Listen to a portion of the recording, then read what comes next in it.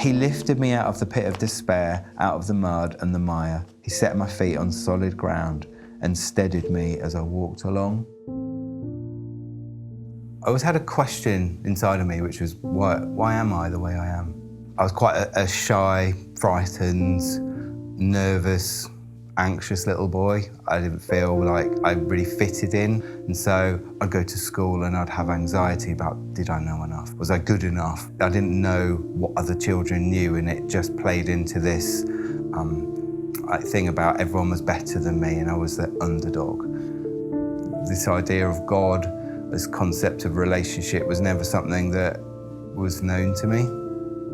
When we grow up, like, I had all these feelings of not being good enough, carrying shame around with me, full of anxiety. But then you grow up physically, but then on the inside, the thoughts are still very childlike. And so I was this fully grown man, as it were, but I didn't think like a man. I didn't, live like a man. I was like still this little child in an adult body.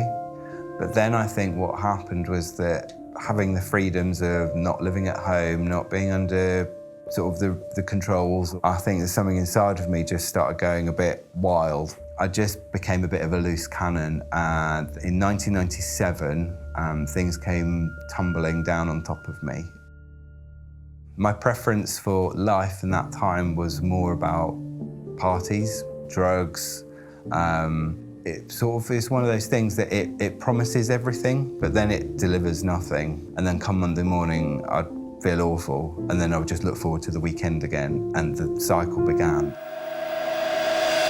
Last day of the second year exams, some friends and I got together. We thought it was going to be, really good. Let's really go out and celebrate. In a club, I got caught with some things on me, and it was like the door just got slammed in my face.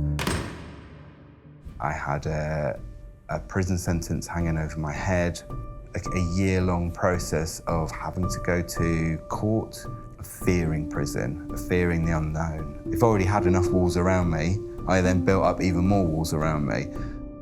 Yeah, the night before my birthday, the next day I was due to go to Crown Court. I was on my own in my bedroom, I was crying, and I cried out, if you are a real God, then take this away from me, take this situation away from me.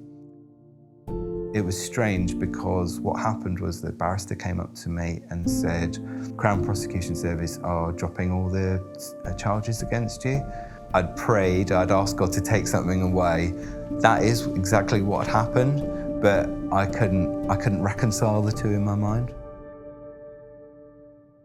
What I heard was that it's about a relationship, that God wants us to talk to him, but also he wants to give us things. And I suppose I was thinking in my mind, well, I could do with a new car, but I didn't really think about, what's really going on in my heart. I didn't really see or know or understand the full brokenness of what I was carrying. I ended up going into a church, and I had no idea what was going on.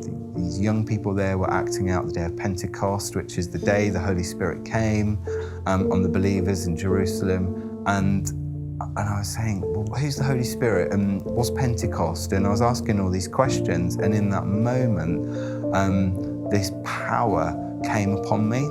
I wasn't really directly asking for it, but it was as if I plugged my finger into a light socket, and this power just started surging through my body, like physical power started coming over me. It was like waves and waves and waves of power and love, but it was frightening and it was powerful. And one moment I was like, wow, what is that? What's going on inside of me? And the next it's like, oh, that's too much, take it away. And then the power would start to leave me. And I was like, no, I want more. What I know was that God met me in that moment. God touched my heart.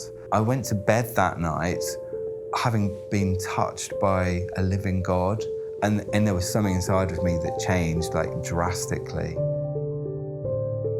The first thing that changed was the fact that I stopped swearing in a moment. I'd had quite a big music collection, and some of those things were collected from not great sources. I just went through all of this music, all of the CDs or the tapes that I'd just got rid of them straight away, other than the things I'd actually bought. There was something inside of me was actually I wanted to start living a cleaner life.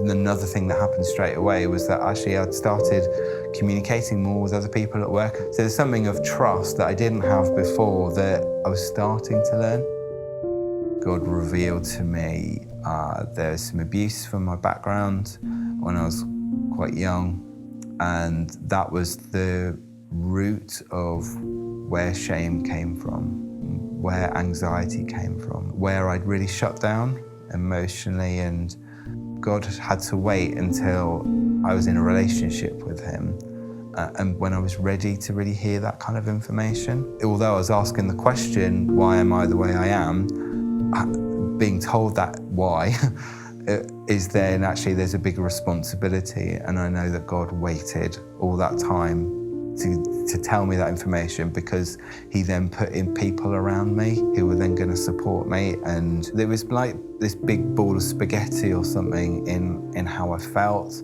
in how twisted my thoughts and how my emotions were.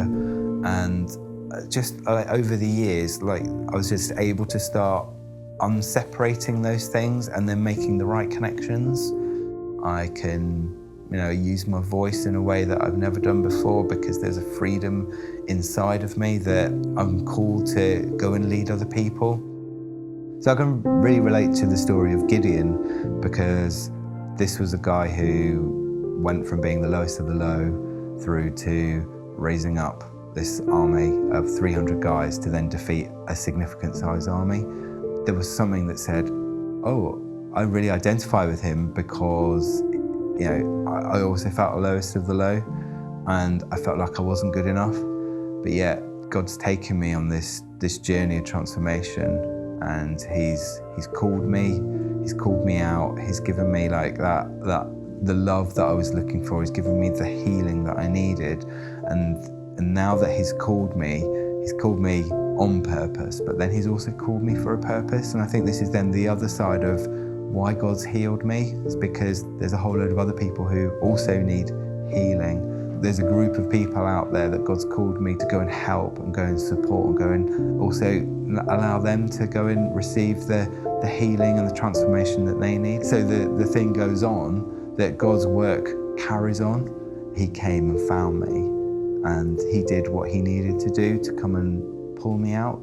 So I know that that's true for me, so it can be true for anyone else who's got that cry in their heart. There's nothing that God can't and won't do. He sent His Son into the world to die for us so that we can have a relationship with Him, so that we can be forgiven of everything that we've ever done wrong. And there's no greater love than that.